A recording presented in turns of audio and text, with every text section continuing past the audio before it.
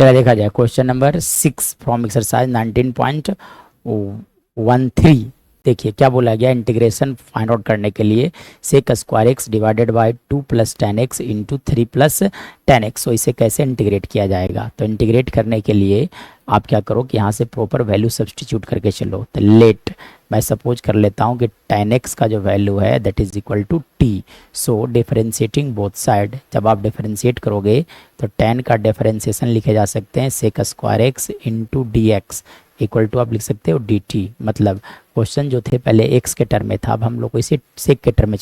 T के term लेके चले जाना है। देखिए sec square X into D X that is equal to how much, D T divided by आप यहाँ से लिख सकते हो 2 प्लस टी इंटू लिखा जाए यहाँ पे 3 प्लस टी लिखा जाए। नाउ अब देखो तो यहाँ से आपको क्या करना पड़ेगा, पार्शियलाइज। सो पार्शियलाइज कैसे किया जाएगा, तो पार्शियलाइज करने की अगर बात किया जाए तो देखा जाए इधर, तब आप क्या करो यहाँ से अगर मैं बात करूँ तो पार्शियलाइज करना पड़ेगा 1/2 प्लस टी इंटू क्या लिखा गया था आपका 3 प्लस टी को पार्शियलाइज किया जाए। ठीक है, तो पार्शियलाइज करने के लिए लिख दो a अपॉन फर्स्ट फैक्टर मतलब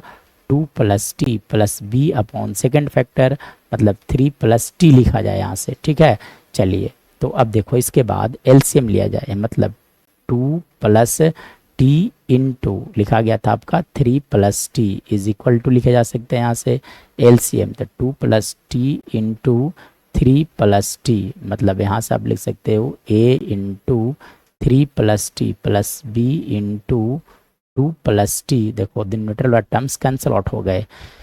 मतलब यहाँ से लिखा जा सकता है 1 इजकल टू a इंटू लिख सकते हो आप यहाँ से 3 plus T plus B into यहाँ से आप लिख दो 2 प्लस टी। चलिए अब यहाँ से ये कंडीशन नंबर हो गया 1। अब देखो for value of A and B, for value of A, अब ए के वैल्यू के लिए देखो ए के डिनोमिनेटर में कितने लिखे गए हैं 2 माइनस टी, तब आपको क्या करना पड़ेगा put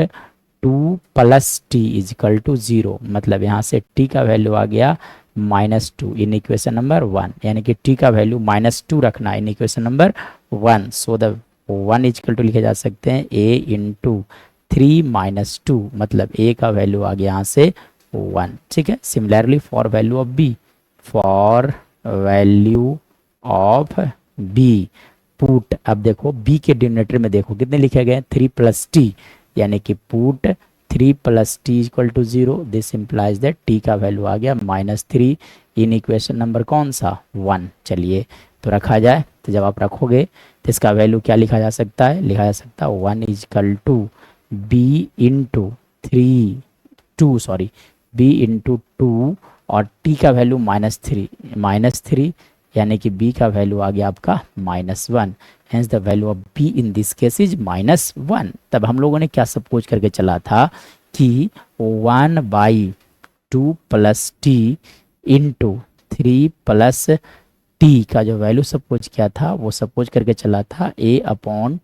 2 plus T plus B upon 3 plus T. चलिए अब a और b का वैल्यू रखा जाए, हेंस a का वैल्यू था 1, तो 1 लिखा जाए यहाँ से 2 प्लस टी। ठीक है, b का वैल्यू कितना था -1, so we will put here -1 upon लिखे जा सकते हैं 3 प्लस टी। चलिए अब आप क्या करो, इंटीग्रेट करना था, क्या करना था आपको, इंटीग्रेशन फाइंड आउट करना था डी टी अपॉन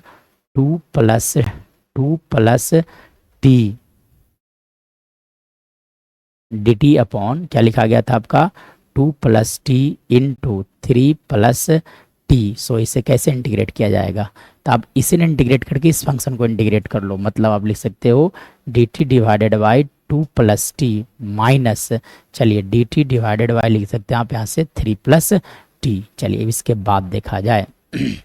तो यहाँ से फर्दर जब आप देखिए एक इंटीग्रेशन का बहुत ही बेसिक सा फार्मूला होता है कि जब भी इंटीग्रेशन मिलता है F dash X upon F X को इंटीग्रेट करने के लिए, तो इसका इंटीग्रेशन लिखा जाता है log mod F X plus C. So we will use this formula here, यानी कि यहाँ से लिखे जा सकते हैं log mod 2 plus T minus लिखा जा सकते हैं log mod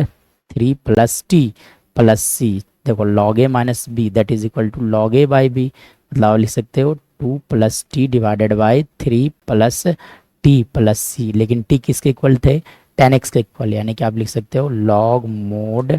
two plus ten X divided by three plus लिखे जा सकते हैं यहाँ से ten X plus C. This is our right answer.